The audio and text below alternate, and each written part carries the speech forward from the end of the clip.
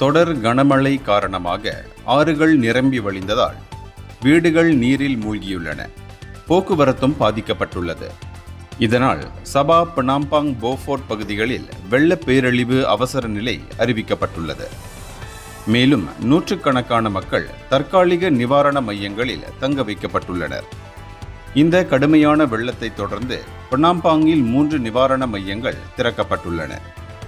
அது மட்டுமின்றி முக்கிய சாலைகளும் டொங்கோங்கோன் நகரத்தின் சில பகுதிகளும் வெள்ளத்தில் மூழ்கியுள்ளன. சமீப நாட்களில் தொடர் வெள்ளத்தால் அந்த பகுதி மக்கள் கடும் பாதிப்புக்குள்ளாகியுள்ளனர்.